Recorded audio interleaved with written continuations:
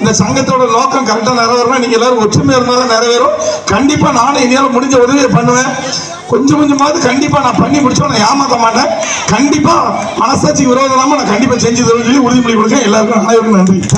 ரொம்ப சந்தோஷமான நாள், ரொம்ப மகிழ்ச்சிகரமான நாள், ரொம்ப லட்சியம் நிறைவேறிய நாள், பலருடைய இயக்கங்களை நிறைவேற்றிய நாள், ஒரு நம்பிக்கை உருவாகியிருக்கு, உங்களுடைய ஒற்றுமை உருவாக்கி இருக்கு. இதற்கு பின்னணியில் ஏகப்பட்டவர் தன்னலம் கருதாமல் உழைத்திருக்கிறார்கள். இந்த அமைப்பை உருவாக்கி இருக்கிறார்கள். விருட்சமாக வளர்ந்துள்ளது. இந்த விருட்சத்தை கட்டி காக்க வேண்டியது உங்கள் அனைவருடைய கடமை.